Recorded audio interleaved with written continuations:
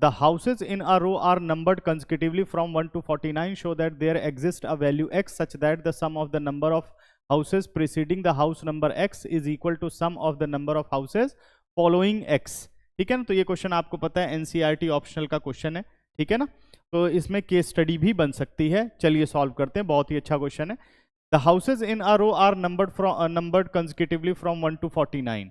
कह रहा रो में कुछ हाउसेज हैं और उनको नंबर दिया गया 1 से 49 तक. जैसे मान लो house number 1, house number 2, house number 3, ऐसे करके हाउस नंबर 49 तक नंबर दिया गया है, ठीक है ना, हाउसेज का. अब आगे कहता है कि show that there exist a value x.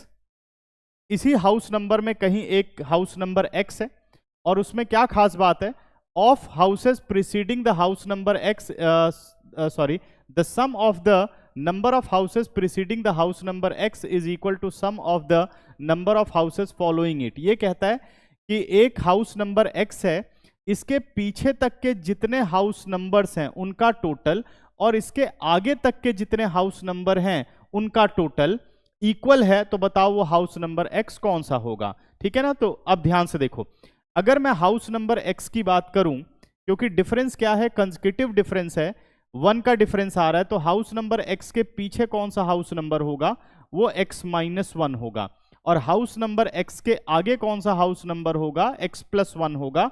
और x+1 के आगे हाउस नंबर होगा x+2, उसके आगे हाउस नंबर होगा x+3, ऐसे करके हाउस नंबर 49 तक आपको नंबर दिए गए हैं, ठीक है ना. इसी तरीके से अगर ये x-1 हाउस नंबर है तो इसके पीछे x-2 हाउस नंबर होगा, x-3 हाउस नंबर होगा, ऐसे करके 1 तक है. ये सीरीज समझाई मैंने, ठीक है ना. अब कह रहा है कि इसके पीछे तक के जितने हाउस हैं उनका टोटल, तो इसके पीछे तक के हाउस नंबर कौन से होंगे, house number 1 plus house number 2 plus house number 3, ऐसे करके हाउस नंबर x-1 तक का हमें सम निकालना है. अच्छा, अब इसके आगे के हाउस नंबर कौन से हैं, x के आगे x+1 plus house number x+2 plus house number x+3 plus ऐसा करके हमें कहां तक जाना है, हमें 49 तक का टोटल निकालना है, प्लस हाउस नंबर x+3 और प्लस ऐसा करके हमें कहां तक पहुंचना है, 49 तक पहुंचना है.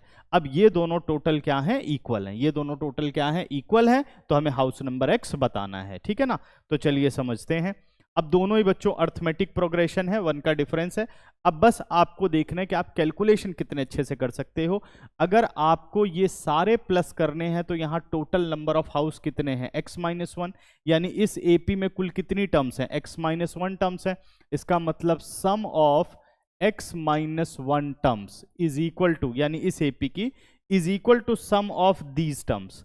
अब ये कैसे निकाला जाए, तो इसके लिए मैं क्या करूंगा, मैं फाइंड आउट कर लूंगा हाउस नंबर 1 से लेकर के 49 तक का सम. हाउस नंबर 1 से लेकर के 49 तक का सम निकाल लूंगा और उसमें से हाउस नंबर x तक का टोटल मैं माइनस कर दूंगा, ठीक है ना. 1 से 49 में से अगर 1 से x तक आप माइनस कर दो तो कहां से शुरू होगा, x+1 से 49 तक आ जाएगा, x+1 से 49 तक आ जाएगा. क्लियर हुआ, एक बार और समझ लेते हैं.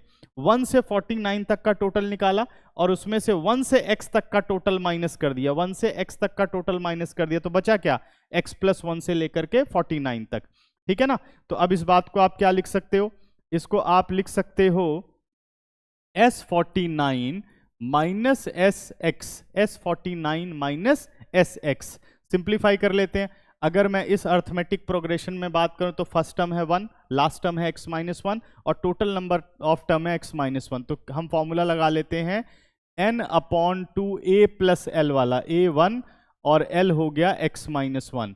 49 में कौन सा फॉर्मूला लगा, n/2a plus l, first term is 1 and last term is 49.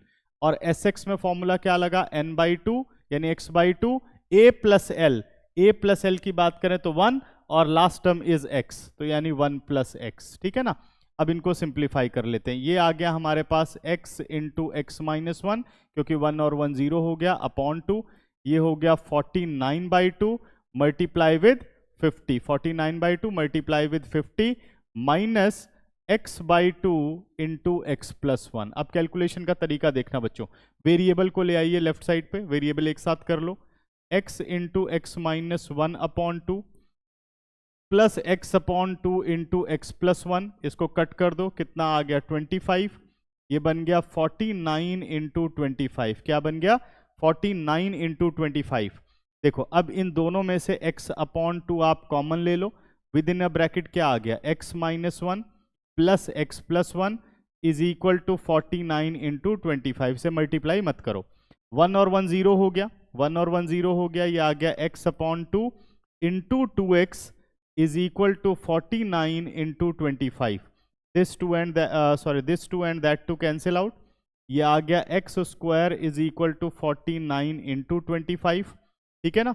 तो x की वैल्यू क्या आ गई, x की वैल्यू हमारे पास आ गई रूट 49 इंटू 25, 49 का रूट 7 हो गया, 25 का 5 हो गया, x हमारे पास आ गया 35। तो इसका मतलब हाउस नंबर 35 के पीछे तक के जितने भी हाउस नंबर हैं उनका टोटल और उसके आगे तक के जितने हाउस नंबर हैं उनका टोटल बराबर होगा। तो ये मुझे हाउस नंबर x निकालना था, तो वो हाउस नंबर क्या हो गया 35। तो हाउस नंबर कितना हो गया 35 है, जो इस कॉन्सेप्ट को क्लियर करेगा, ठीक है ना। तो ध्यान से देख लीजिए क्वेश्चन।